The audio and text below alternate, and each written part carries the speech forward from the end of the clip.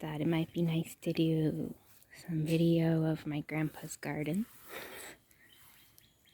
He hasn't been around to tend them for a while, but they still are very beautiful when everything is in bloom.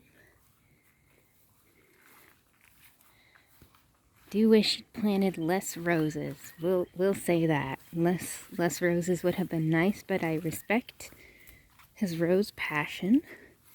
Although I do not share it, especially these guys. Ooh, these guys are so awful. They're beautiful, they're awful. They get everywhere. Oh, look at this iris. Lovely. Beautiful. Let's see, that way doesn't lead to more flowers. You get a little lost. You could get a little lost here.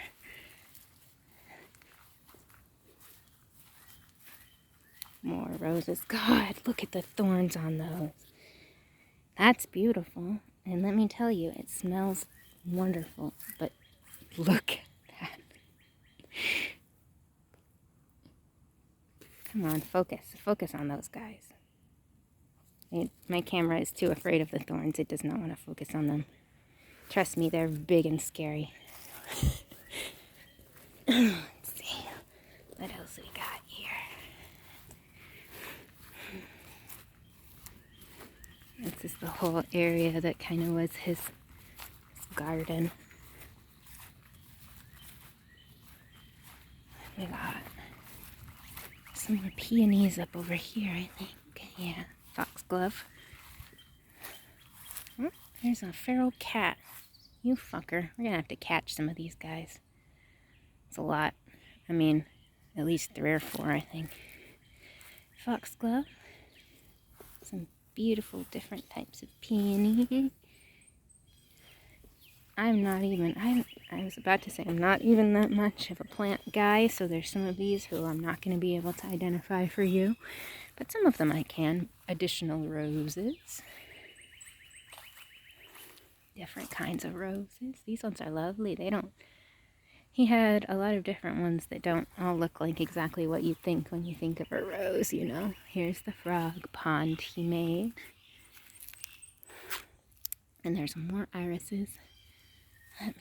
There's quite a few. I'm going to go around and see all the irises. These are quite small, but they're very pretty. Get my camera to focus. Doesn't want to. There we go. Very pretty. Let's see. Additional roses that are not doing so well. Here are a couple of their irises.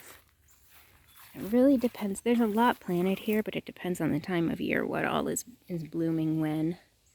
Those are lovely irises. Wow.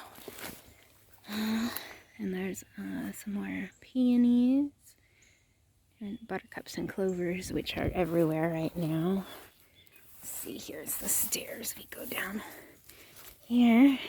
He also built all the rock walls himself. It's just real pretty.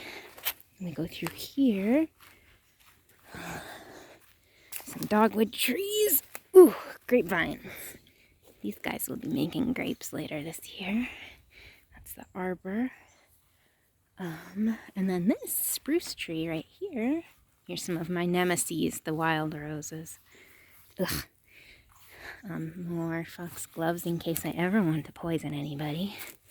And this spruce tree I planted with my dad when I was 4. The spruce tree in our backyard in Michigan was putting out little seedlets, and my dad was pulling them up, and I wanted to save one, and we didn't have room to plant it in our yard, so we brought it here and planted it. So if I was, okay, that was 30 years ago. So that's why it's so fucking big. But I had a tree that I planted with my dad, and some of my dad's ashes and my grandpa's ashes are under that tree. And also some poison ivy, which is super great. Here are some more roses. My grandpa was a big rose fan. He was also a really big orchid fan, but orchids are not the kind of guys who can survive after the person taking care of them dies, unfortunately. So none of those are here. I think he gave them all to other orchid enthusiasts when he got sick. Here's a couple more beautiful irises and peonies. I say I'm not that good at flowers, but I think those are all the ones I was able to identify. There weren't any that I wasn't able to identify. And then down here, there's a bunch of like rhododendrons and azaleas and stuff down that drive. More foxglove. And that is it for that garden. You can see the corner of it right there, the rock wall that he built. It's pretty big. It's a pretty big garden area.